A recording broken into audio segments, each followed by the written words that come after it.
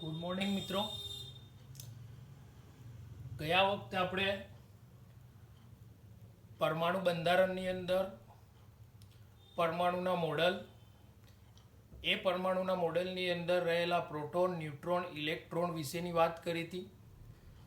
તે મુજબ અગાઉ ઇલેક્ટ્રોનની શોધ વિશે આપણે વાત કરીશું. સૌ પ્રથમ ઇલેક્ટ્રોનની શોધ કોણે કરી? તો ઈસવીસન 1830 માઇકલ ફેરાડે નામના વૈજ્ઞાનિકે શોધ કરી. આ માઇકલ ફેરાડે નામના વૈજ્ઞાનિકે શું કર્યું? તો એ માઇકલ ફેરાડે નામના વૈજ્ઞાનિકે કોઈ એક પાત્રની અંદર દ્રાવણ લીધું, એમાં બે પ્રકારના વિદ્યુત ધ્રુવો ડૂબાડ્યા, જેને આપણે કોના તરીકે ઓળખીશું? એનોડ અને કેથોડ તરીકે ઓળખીશું. આ બંને વિદ્યુત ધ્રુવોને કોઈ પણ એક બેટરી વડે જોડાણ આપી એમાંથી શું પસાર કર્યું? તો વિદ્યુત પ્રવાહ પસાર કર્યો. અને એ વિદ્યુત પ્રવાહ એનોડ અને કેથોડ વચ્ચે વહન પામશે, અને એ વહન પામવાના કારણે એની અંદર શું જોવા મળ્યું? તો રાસાયણિક પ્રક્રિયા થઈને એ વિદ્યુત ધ્રુવો ઉપર શું જમા થયું? તો દ્રવ્યનો જથ્થો જમા થયો. તો આ દ્રવ્યનો જથ્થો જે જમા થાય છે એ કોના કારણે થયો? તો બંને ધ્રુવો વચ્ચે રાસાયણિક પ્રક્રિયા થઈને શું જમા થયું? તો વિદ્યુત ધ્રુવો ઉપર દ્રવ્યનો જથ્થો જમા થયો. હવે એના ઉપરથી માઇકલ ફેરાડે નામના વૈજ્ઞાનિકે એક નાનકડો પ્રયોગ કર્યો. કયો પ્રયોગ હતો? તો કેથોડ કિરણ વિભાર નળીનો પ્રયોગ. આ પ્રયોગની અંદર બાજુમાં તમે આકૃતિ જોઈ શકો છો. આ આકૃતિની અંદર શું બતાવેલું છે? તો એક કાચની પાતળી નળી બતાવેલી છે. આ કાચની નળીની અંદર એને શું ગોઠવ્યું? તો ધાતુના બે પાતળા ટુકડા. એ બે પાતળા ટુકડા કોના તરીકે દર્શાવ્યા? તો બે વિદ્યુત ધ્રુવો તરીકે દર્શાવ્યા.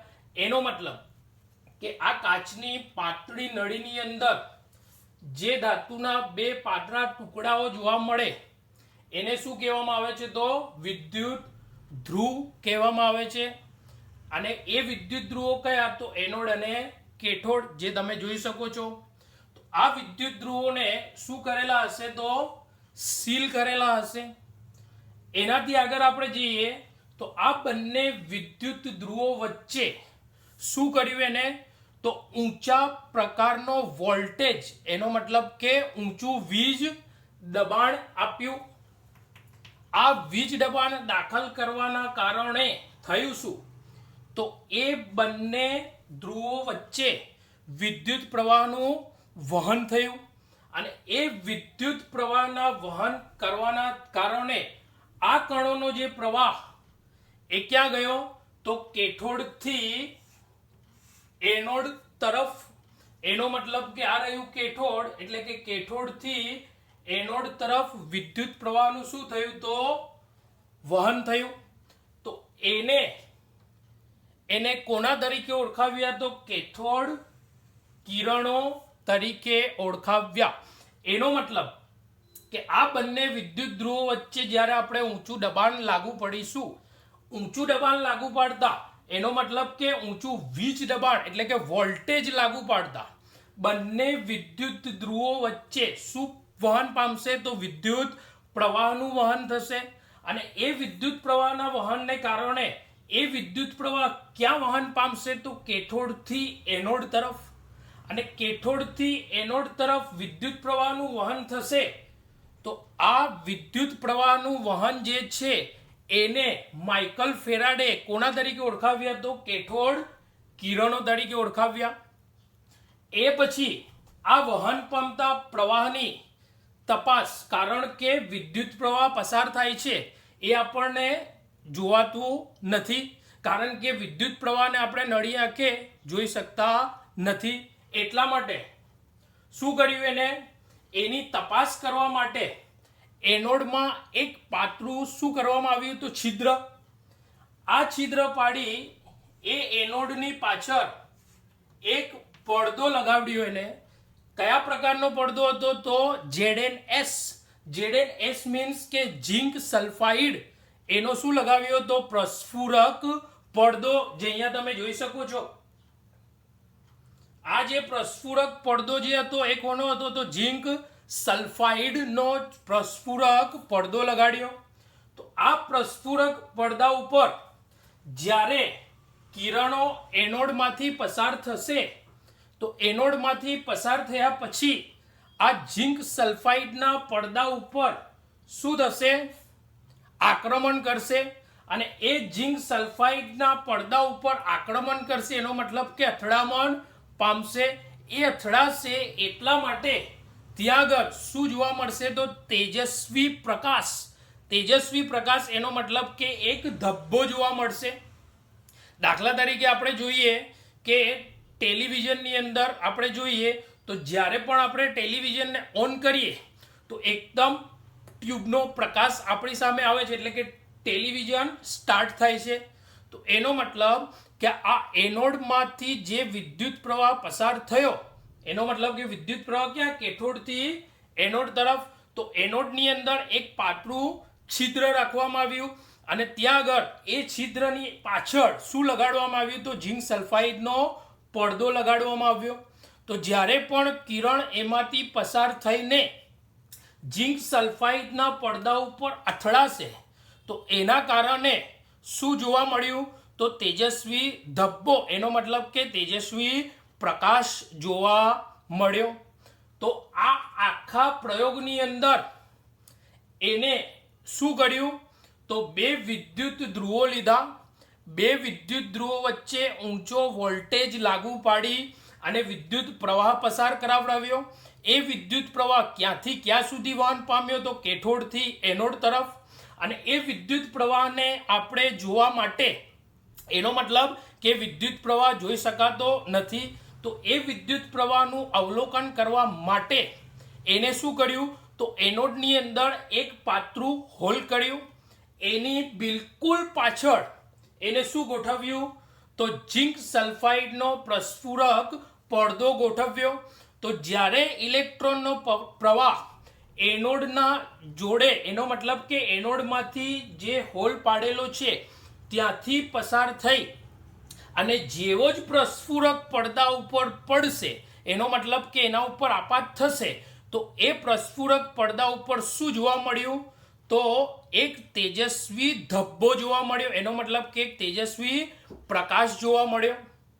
તો આ જે પડદો હતો એ કોનો બનેલો હતો તો ઝિંક સલ્ફાઇડનો પ્રસ્ફુરક પડદા તરીકે ઓળખવામાં આવ્યો. તો આ પ્રસ્ફુરક પડદા ઉપર વિદ્યુત પ્રવાહ જે વહન પામશે એનો તેજસ્વી શું જોવા મળ્યું તો ધબ્બો જોવા મળ્યો. તો આ જ પ્રયોગ ઉપરથી એને ઘણા બધા તારણો કાઢ્યા. તો એના પછી આપણે શું જોઈશું કે આ પ્રયોગ ઉપરના તારણો શું છે, કેવી રીતના એનું ડિસ્ક્રિપ્શન થયું એ જોઈશું. હવે માઇકલ ફેરાડેના પ્રયોગનો સારાંશ જોઈશું આપણે. જે મુજબ આપણે પ્રયોગની અંદર જોયું કે કેથોડ કિરણો જે હતા, કયા કેથોડ કિરણો, એ ક્યાં વહન પામતા હતા તો કેથોડથી શરૂ થઈ અને ક્યાં વહન પામતા હતા તો એનોડ તરફ. એનો મતલબ કે કેથોડથી એનોડ તરફ વહન પામતા હતા કેથોડ કિરણો.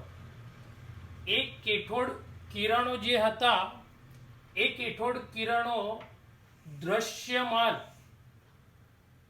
હતા નહીં. દૃશ્યમાન હતા નહીં એનો મતલબ કે જેને આપણે જોઈ શકતા ન હતા. પ્રયોગની અંદર આપણે જોયું, પરંતુ એ કેથોડ કિરણો જે છે એમની વર્તણૂક અને એની અસર ક્યારે જોવા મળી તો ત્યારે આપણે જોયું કે એનોડની અંદર નાનો સરખો હોલ કરી એ એનોડની પાછળ શું મૂક્યું આપણે? ઝિંક સલ્ફાઇડનો પ્રસ્ફુરક પડદો ગોઠવ્યો હતો.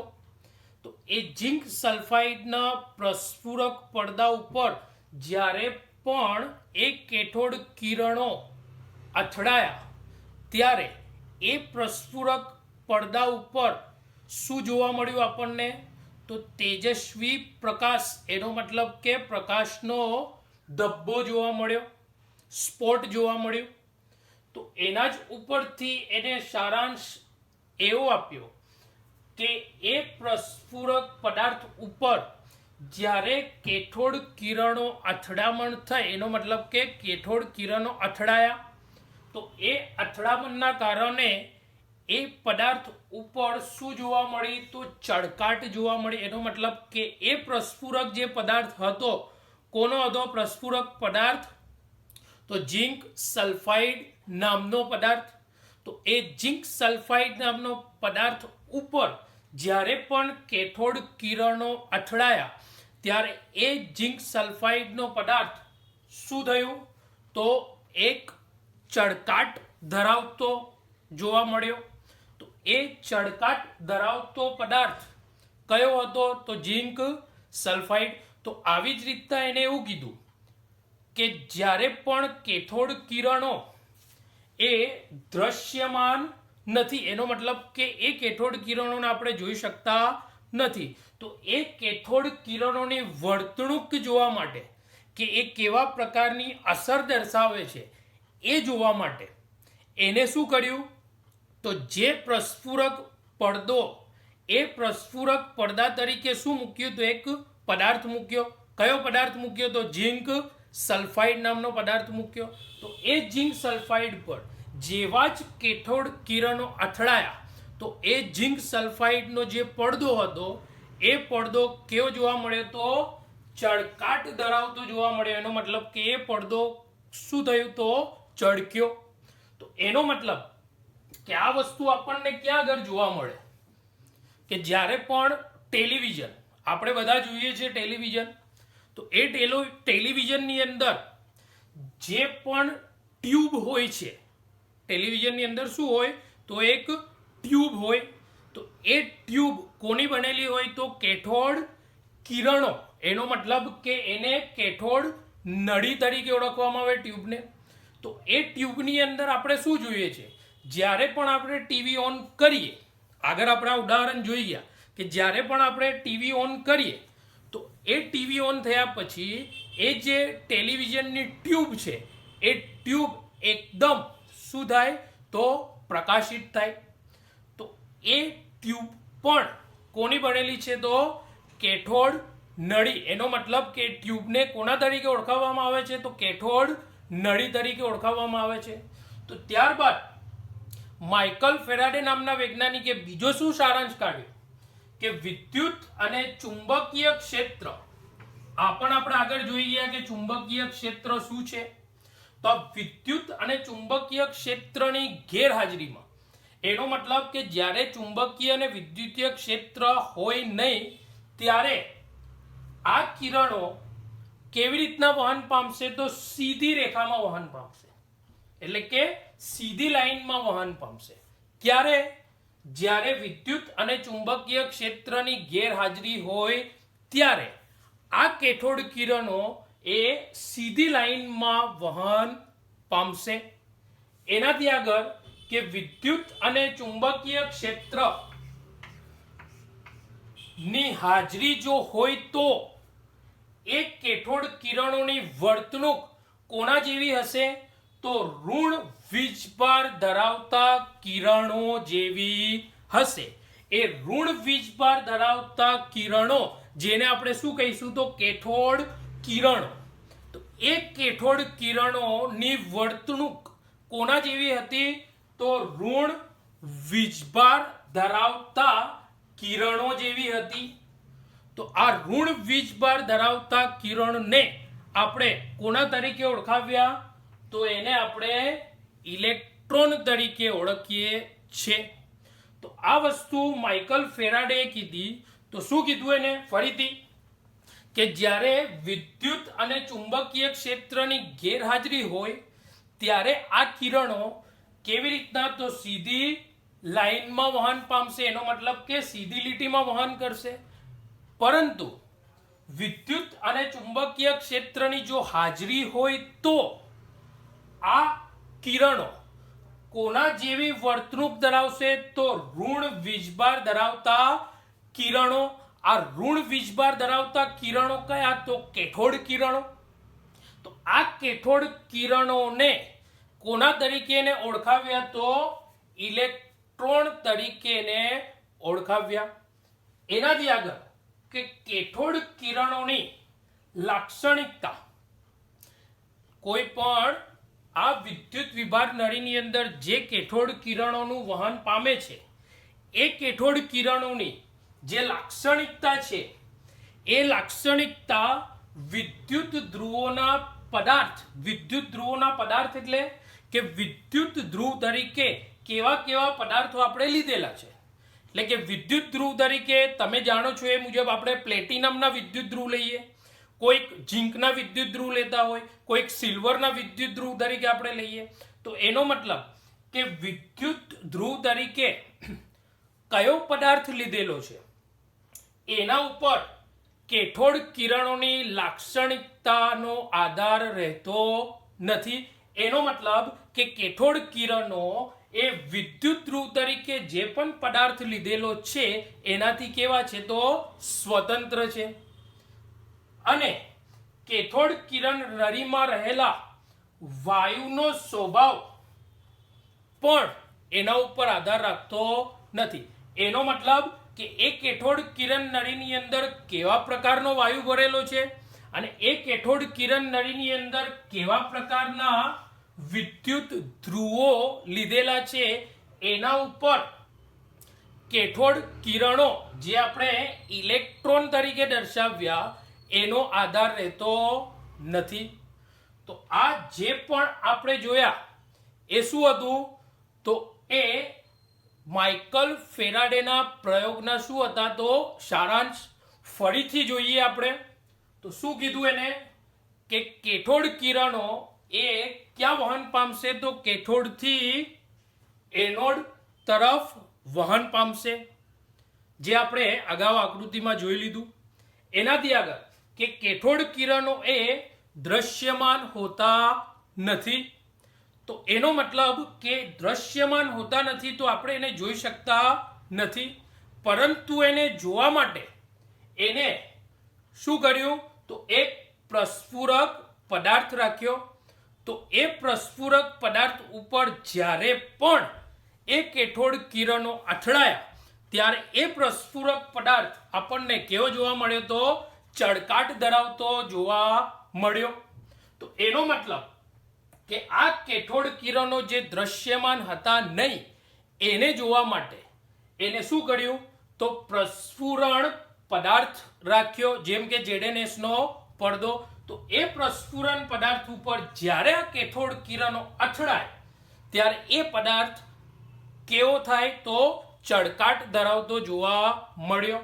તો એનો મતલબ કે એ જ વસ્તુ આપણે અગાઉ મેં ઉદાહરણ આપ્યું તમને, કોનું, તો ટેલિવિઝનનું, કે ટેલિવિઝનની જે ટ્યુબ છે એ કેથોડ નળી તરીકે ઓળખવામાં આવે છે. જેવું જ આપણે ટેલિવિઝન ઓન કરીએ તો એ ટ્યુબ આપણને કેવી જોવા મળે, એકદમ પ્રકાશિત જોવા મળે. તો એનો મતલબ કે વિદ્યુત અને ચુંબકીય ક્ષેત્રની ગેરહાજરીમાં આ કિરણો કેવી ગતિ કરતા હતા, તો સીધી લાઈનમાં ગતિ કરતા હતા. પરંતુ જો આ ચુંબકીય અને વિદ્યુત ક્ષેત્રની હાજરીમાં, એનો મતલબ કે જ્યારે આ બંને ક્ષેત્રો હાજર હોય ત્યારે આ કેથોડ કિરણોની વર્તણૂક, એનો મતલબ કે એનું વર્તન કેવું હતું, તો ઋણ વીજભાર ધરાવતા કિરણો જેવું. તો ઋણ વીજભાર ધરાવતા કિરણો એટલે શું, તો ઇલેક્ટ્રોન તરીકે એ કેથોડ કિરણોને ઓળખાવ્યા. કોને, તો માઇકલ ફેરાડે નામના વૈજ્ઞાનિકે, કે આ કેથોડ કિરણોની ગતિ કોના જેવી છે, તો ઇલેક્ટ્રોન જેવી.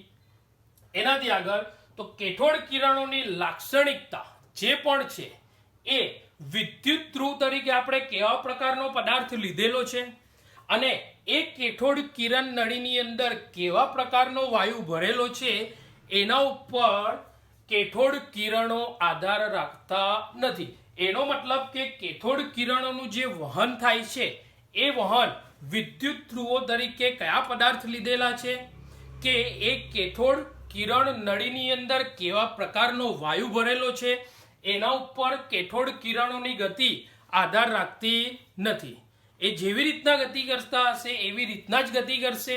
એનો મતલબ કે એ વિદ્યુત ધ્રુવો તરીકે જે પણ પદાર્થ આપણે લીધો છે એ અને એની અંદર જે પણ વાયુ રહેલો છે એ કેથોડ કિરણોની ગતિની અંદર કોઈ પણ પ્રકારનો ભાગ ભજવતા નથી.